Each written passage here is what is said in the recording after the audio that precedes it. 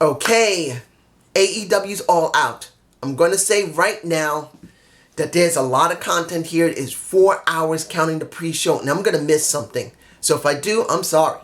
On top of that, I'm freaking tired, man. I have been working on animation for 3 straight days, and I've been up nearly 9 to 12 hours, no, 15 hours at least every day working on it. So I'm tired. I have barely gotten any sleep, and I did this. So, yeah, if I sound a little botchy than normal, more than normal, I'm tired, dude. After I do the editing, I'm falling asleep. I'm going to be out. Anyway, was All Out good? It was. And you know what this word, the best word that fits this pay-per-view is repeating. Well, not just a word, words. History repeating itself. I think that's the best thing to say. You see, I'm tired. My words are not coming the way I want them. Anyway, this show was like history repeating itself, and I'll explain it at the end of this review. But let's go through the kickoff show. We had a battle royal for the women, and the person who won this match is going to go to the show that's airing October 2nd. The first airing of AEW, and the person they're going to face that's also going to have a match that same night, which is this night, they're going to meet one another, and they're going to crown the new women's champion there. So, it does feel very important. Unlike WWE right now, which sucks. It didn't feel that important. So, there were a lot of women there. We saw Allie, of course. We saw Jazz. We saw ODB. We actually had Roddy Piper's Hot Rod's daughter was there. I can't remember her name. She used the last name Piper, of course, but I can't remember her name and I don't want to botch it. But Piper was there. She got kicked out later. Well, maybe halfway into the match and then get kicked out. We had a lot of people there. The person that I thought might win the match was going to be, what was her name? The dentist, Baker. What was her name? I forgot her name. Her first name. I'm going to forget a lot of people's first name. I'm really tired. Baker, the doctor, Baker, she was the one I thought was going to win it. Nia Rose was there, of course. No problem. But the person I was surprised to find that she was the last one who wore the card for like number 30 or 20. I don't know what it was. 20 or 30 people. I didn't keep track. Because they were going in blocks. They were not going individually like the WWE or Impact Wrestling. They were bringing people in blocks of 4 or 5. So, Nia Rose was in the first block. And then Mercedes Martinez was the last one that had the one last spot. Which was a shock to me. She's in my face. I cannot believe the WWE let this girl go. She has incredible ability in the ring. She does have a personality. I can see it. And throughout that match, she showed her personality until she got thrown outside, of course. There was a doctor. There was, I believe her name was Ford, the other one. And then it was Nia Rose. And Nia Rose was the one who won that match. Now, I was surprised to see that Dr. Baker didn't win. But I'm not upset about Nia Rose winning either, because I think it makes some sense to see that Nia be the one who win it. Because, to be honest, I'm not trying to play the card of transgender. But she is the first one that's publicly come out. Now, for me personally, I don't give a damn if you're a man, woman, or mixed. Do a good wrestling match. That's all I care about. And pretty much, she does wrestle very well. She does have a good attitude. She does have she has a character. She has charisma. She goes in the ring. So for me personally, that's all I care about. But I can understand why they may actually put the title on her, because it will be a first. And I think they want to do it before anyone else. Doesn't mean it's always the right thing to do. And I'm being honest here. Not because she's transgender. Personally, I don't give a damn. She got a pair of tits. She's got an ass. She's got a ladies area. Who cares? She's a woman. Guys are going to do something with her. Girls are going to do something with her. She's a person. Who cares? But because it's becoming more and more prevalent, people are going to do it. So, there you go. Next match is with the Private Party versus, Evans and Angelico. I believe that's his name. I've seen them before. That was at the last pay-per-view. They seem to wrestle pretty well, but I've never seen a Private Party before. So this is the first time I saw them. Now, if I remember correctly, this was a match that's supposed to set up for these guys to go into the tournament that's going to be started up in AEW's first show. And the tournament's going to be for the tag team division. And whoever wins that tag team division wins the title. Which makes me very happy, particularly that it was 4 matches we got on this damn show. So it's good to see they are focusing on tag team division. Unlike Impact Wrestling, which is a huge mess right now because they didn't build any more teams other than 2. And you know the teams I'm talking about. It's just upsetting to see Impact is such a mess now when it comes to the tag division. And WWE has no tag division, no matter what brand you're looking at. And I know you're going to say, well, you're forgetting about NXT. September 18th, it's coming. No matter what you say, something is going to change. And probably the tag division is going to be one of those things that will be changed. Gotta say it. So the match was good. And it was Private Party who won. I believe they're going to be put into the tournament and get themselves a position so they can try and win the title. Now, opening card. You got SCU. Well, I got to say this about SCU. I really do like them. I really love Kazarian. I still love Christopher Daniels. And this guy, Scorpio Sky, he looks like he's got great potential. But I could be wrong. Maybe he was off. But he didn't feel like he had a lot of charisma. He didn't sound like he talked very well. He just seems like there's something lacking. I could be wrong. Maybe it's because I am tired. I had been up 3 days straight and I stayed awake for almost 14 hours each day. Or 15, give or take. Because I've been busy with working on animation. But he just felt like he was missing something. It could just be me. You guys tell me below if you've seen Scorpion Sky and you say he's really good on the mic and he has great charisma. As it stood, it seemed like there was something lacking. Now, he went up against the Jurassic, what was it? I don't even know what the last name was. But you got Luchasaurus. You got Joey Stunt, I believe his name is. And then you had, what was his name? That was Jungle Boy. Sorry, I'm going to go to sleep after I edit this and upload it. I am just going to sleep. It was a great match. I did enjoy it. But there's one problem when it comes to SCU. They need titles. This faction needs a title. Now the thing is that the tag division will be started after AEW goes on the air. And then eventually the tag titles will be handed over to whoever it is. But I really believe Christopher Daniels and Kazarian should get the titles. And I gotta say this clearly. AEW needs a mid-card title. And hopefully by the end of the year, the beginning of the next year, they will implement a mid-card title. They're going to need one. They're going to have a lot of people down here and some people here, and they're going to need something in here to fill in the gap. Because when it came to the WWE, it was the IC title that filled in that gap. It was the workhorse title. And it made sense to have it. And hopefully AEW will understand they need a workhorse title and put people over there, see if they're ready, and then bring them up to the main title. That's what I'm hoping for. This was the second best match of the night for me personally. And it was not because of the high flying or the heavy impact. It was because of the strategy. And that's Kenny Omega versus Pac. Now, Jon Moxley could not go up against Kenny Omega because he got another staph infection in his arm again. I think it was his bicep or tricep. He got another staph infection, so he had to go back under the knife again, and supposedly this time he'll be able to remove whatever's in there that's causing the mess, and it'll be finally cleaned out permanently. But he can't wrestle. So now they brought in Pac. Pac was supposed to come in, but because of, Dragon Gate, they did not want him to job at any time while he was their champ. So he was not going to He was not going to job. So he had to wait until after he dropped the title.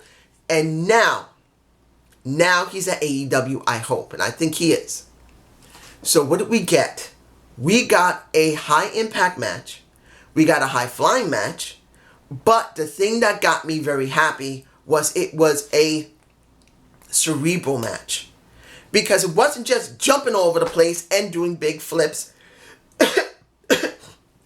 and doing a lot of kicks. It was about strategy.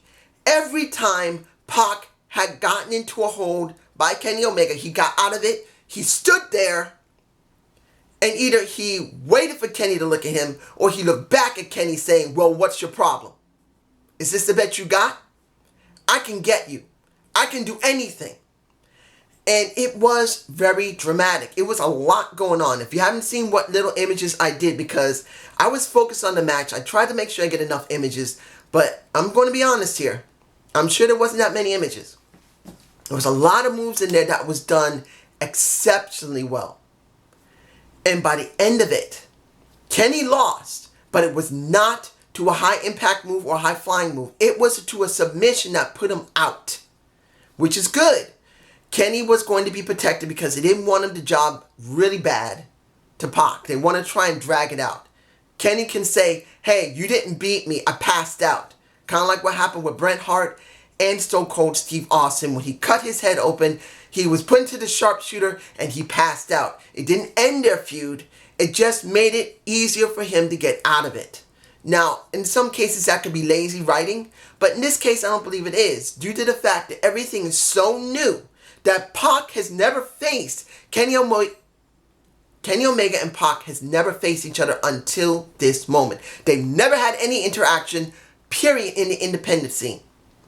So this makes perfect sense. Make there be a reason to face one another again. Making Pac do a submission on Kenny, knocking him out, was the best option. They can still have a feud, saying who is the absolute best. There you go. Now, we had the second match. The second tag match of the night. Not the 6-man tag, the second match of the night. And that was the Best Friends versus the Dark Order. Now, the Dark Order is very interesting. Very interesting. I know I'm skipping some stuff, but I don't want to do them in order. But I want to say this. Since this was a match, just, I believe, like the one on the pre-show, where whoever wins gets put into a position on the tournament, from what I understand, the ones who win this would get the first pass. In other words, instead of having to go up against another team and then finding out the next week after when they air another show, this was that match. If they win here, they advance to like the semifinals, which is cool. And it was an okay match. Seeing the Creepers, that's an interesting thing. These guys are a bit interesting. I don't know how I directly feel about them because I've never seen Dark Order much. And definitely, even though Trent Beretta is there, I don't really know him that well for years now. I haven't seen Trent Beretta for years. So when these guys appear on AEW, hopefully they all will, I'll get a more better feel of how I think of these guys, if they can do promos well, if they got good charisma. Even though they did great matches, does not mean it was a good thing all the time. It was a great match, but I don't know how they are all around. In the end, the Creepers helped the Dark Order to win. And as it came, I believe it was Trent who was about to be taken away. And it was, what is his name? Orange? I can't remember this guy's name. He's in my face. But this guy, it's very interesting. He seems to be extremely mellow. And then this guy is willing to face someone with his hands in his freaking pockets. Eat your heart out, Kofi Kingston. And John Morrison. And understand, I love John Morrison and I still love Kofi Kingston. Both of them are extremely innovative when it comes to doing weird moves. But this was unique to see this guy jump through the ring rope and having his hands still in his arms. I'm sorry, I'm really sleepy. Having his hands in his pockets, doing all the moves, flipping up, never taking off his glasses, and never changing his facial expression. That is a character and a half. It is totally different. Now, does it mean it's going to translate great on TV? I don't know. But it is different. I am interested in seeing how far the best friends and this guy Orange, I can't remember, what is his name? Kelly? I think his name is Kelly. Seeing how he interacts with the best friends and what's going to happen with him dealing with the Dark Order. Now, the second match for the women. And this is Rio versus Shiva. Now, I do remember seeing Rio and Shiva easily in the last Double or Nothing. And I believe the match before that. So, what was it? The Fight of the Fallen. I think they were there. I'm not sure. Well, no. I didn't see that one. I saw the one before that. Sorry. Was this a great match? Hell yeah. Third best match of the night. Rio is 22 freaking years old and she's been wrestling for 13 years. She was 9 when she first started wrestling. A 9-year-old girl learning to wrestle. By the time she's in her 40s, she would have already been wrestling 30 years. I'm 48 now. She would be easily 30 years. No, 40 years. When she reaches my age of 48, she would have been in there 39 years wrestling. If she doesn't have a kid and she doesn't break her neck or anything or get badly hurt, she would have been wrestling almost 40 freaking years when she reaches my age. Oh my gosh, I'll be 88 years old when she becomes 48. It's not fair. Why can't I have someone that's sweet, loving, and I'm her age? And she looks great. Actually, she doesn't have to look great. I'd be cool with somebody. Anyway, was the match great? You've been watching some of the things I managed to clip. It was a damn good match. Rio, if I'm pronouncing it incorrectly, really emphasized that since she's 98 pounds, she's the lightest person on the roster. And she has to really put in a huge effort. And Shiva, she had to make her look really good by kicking her ass from one end to another. She, at one point, stomped on her stomach or her back. No, Rio stomped on her stomach. Shiva. It was nasty. But it was a damn good match. A lot of Japanese strong style. In the end, Rio wins. Now, this is going to be interesting, seeing Nia Rose, an extremely large, strong wrestler who's not very fast, against an extremely light wrestler that does not have mass. Understand, in wrestling, you need a certain amount of mass to be able to knock someone down. And if you don't got that mass, it's going to be a bad day for you. So it's going to be understandable that she's going to have an uphill battle. But that's how really good underdogs work. They have to struggle. Now, I kind of wish there was a TV show right now so we can see her have to struggle a little bit more. But we're going to have to go with what we got. October 2nd is when they start the shows. And that is when we're going to be able to see this match. Now, Crocker Barrel Clash that has, Jimmy Havoc. It had Joey Janela. I believe I'm pronouncing his name. And then, Gillespie? What was it?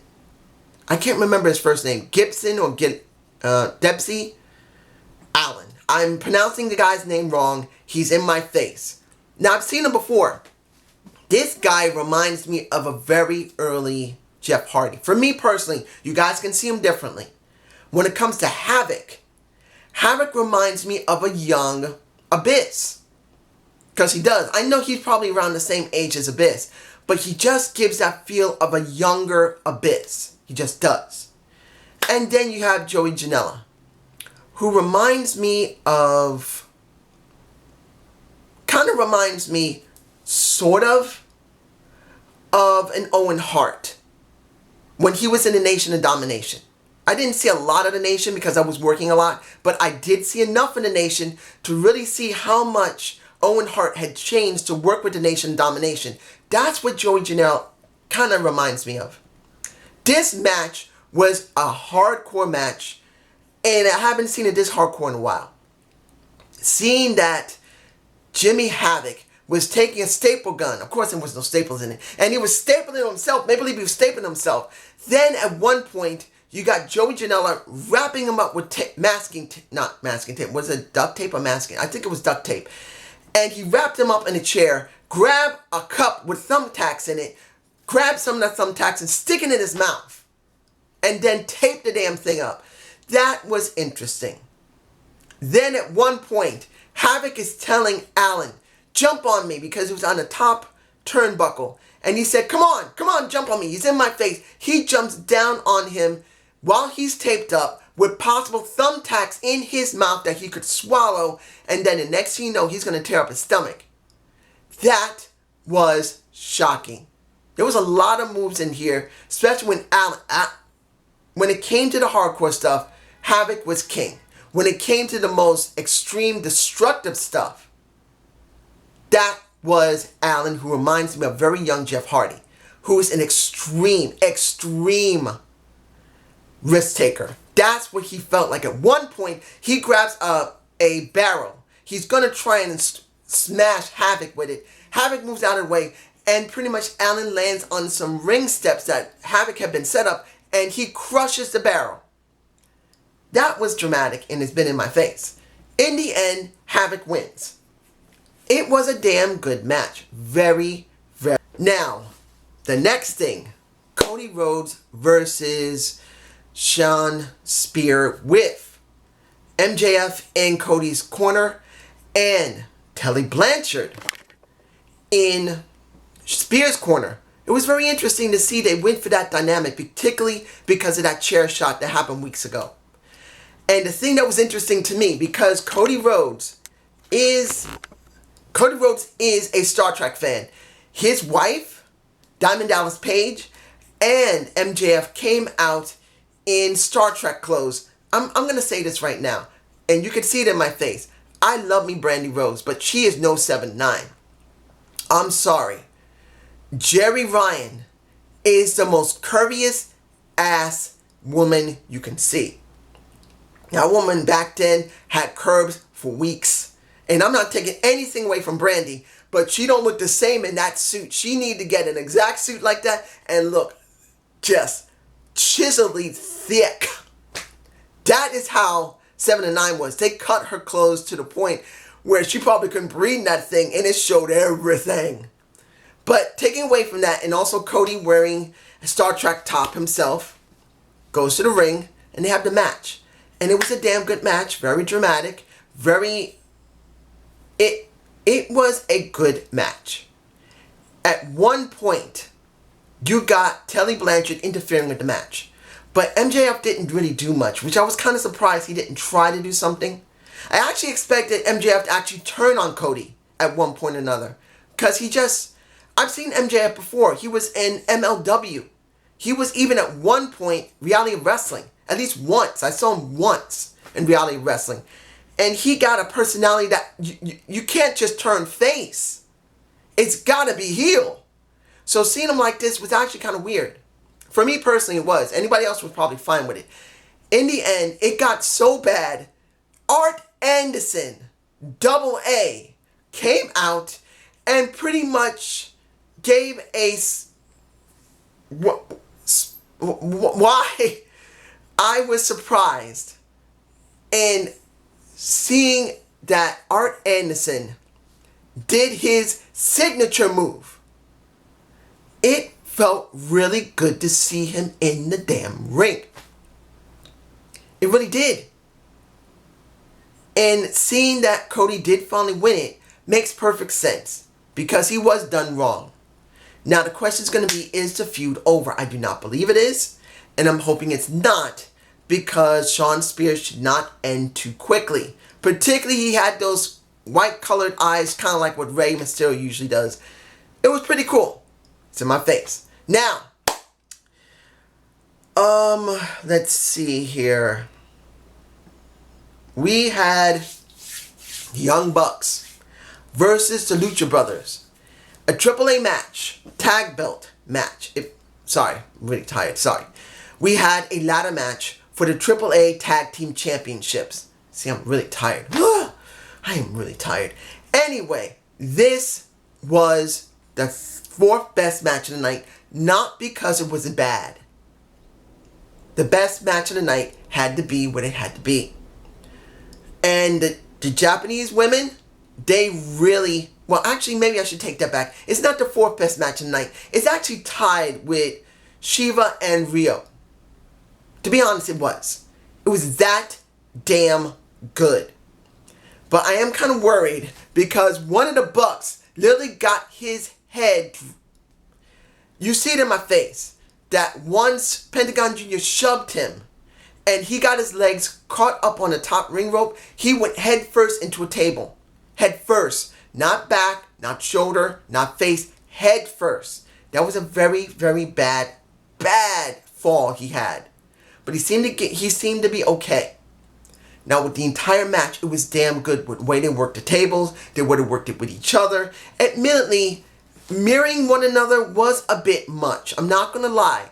When Lucha Brothers were doing the same thing, the Young Bucks were doing something. The older brothers were doing the same thing from the opposite sides. The younger brothers were doing the same thing. I think it would have been better they only do it a couple of times and then left it. But since they were doing it so many times, it kind of took away from the match a little bit. But due to the fact there was a lot of interaction separately, it did help to compensate. The crowd in Chicago was great throughout the night, and it was very good here. They were heavily engaged. And in the end, it was the Lucha Brothers who retained the AAA titles. But here's the interesting thing that I actually talked about in my Impact Wrestling review on Friday. You got two guys coming out in mass, beating the crap out of the Young Bucks and beating the crap out of the Lucha Brothers. And in the end, Santana Ortiz are now in AEW. There you go. Like I said, I did not believe they were going to WWE. I believed they were going to AEW because they would have more creative freedom. There you go. They're in the company now. Hopefully they are. I think they are. I'm begging they are, because if they go to WWE, NXT will destroy them. So they are hopefully there, and they are going to do good work in the tag division, which, from what has been shown so far, is going to be really good. We got 4 matches. 4 matches! Can't even get that in WWE without some stupidness attached to it.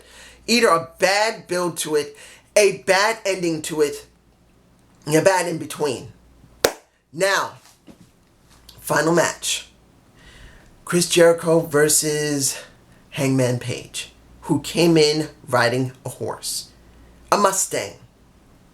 That was a Mustang he was riding, ladies and gentlemen. I'm sure it was. That made me so happy to see him riding in a Mustang. It actually goes with his persona. Then you had the Chris Jericho come out as he is, as the pain giver, looking like he's wearing a jacket that is an Iron Maiden. If you don't know what an Iron Maiden is, check for something made in the 1500s where you get stuck in it and it stabs you. That's the pain giver. This match was a repeat of history. This was a damn good match. But it was an ironic, iconic repeat of history. Let me educate you. Back in the 1990s, Eastern Championship Wrestling was in existence. I'm sorry, I'm really tired. Was in existence. Paul Heyman was one of the people working there. It had reached a point that Eastern Championship Wrestling needed to change. And Paul Heyman did that. He managed to change, and when they had their first pay-per-view, they had the Terry Funk put over. Well, not put over. Well, actually he did put over. I believe it was Raven. I'm saying Raymond. I really am tired. You can see it in my face. When it comes down to it, Terry Funk versus Raven was incredibly important for ECW.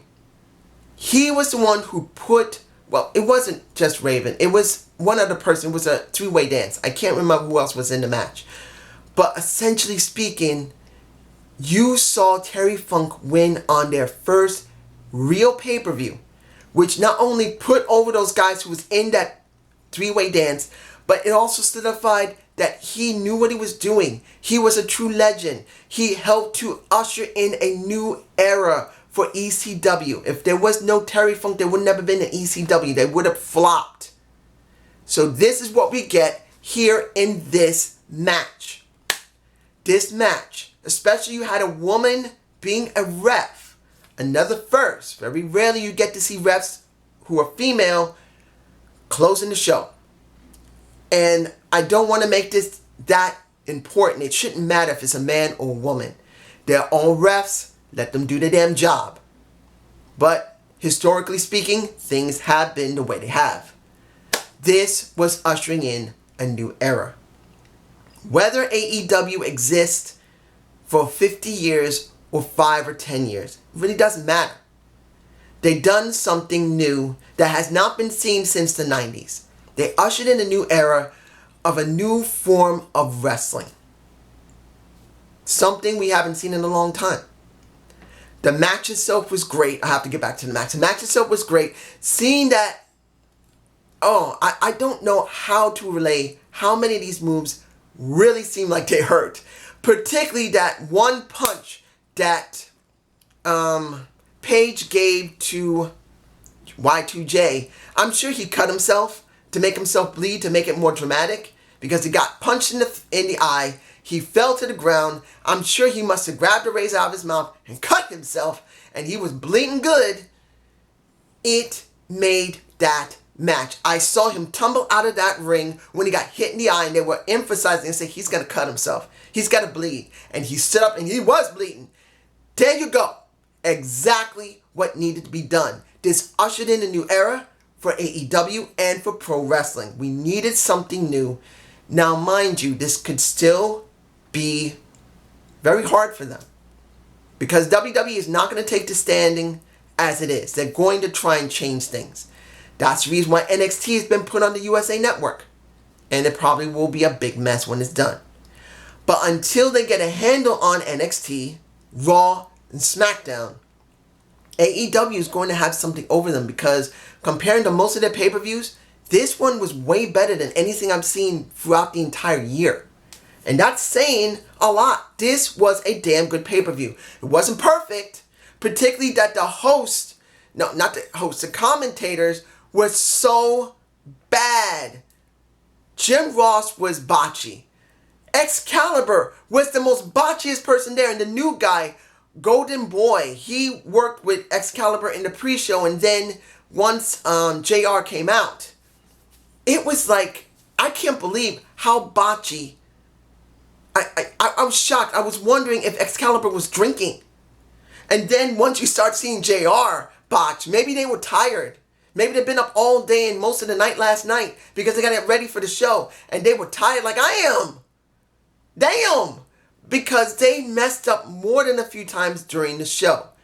For me, that was the main problem. Next to a little bit of glitch in the stream, which I want to make it clear. That's not production value. That's just a glitch in the stream. If your audio is bad when the stream is good, if your lighting is bad when the stream is good, when your commentators can't be heard, or the ring looks bad because of the camera work, that's not because of the stream. That's just production value. And generally speaking, the production value was okay, was pretty good. Merely they seemed to be a little slow when it came to the camera, switching it. And they better stop doing that, because they're going to end up like Impact, being almost unwatchable, particularly if you want to review it. But I got to say this, if anybody has not seen this, watch it. It was a damn good show. The ending match was the best match of the night because it was historical. Second best match of the night will be Pac and Omega. Third will be Rio and Shiva.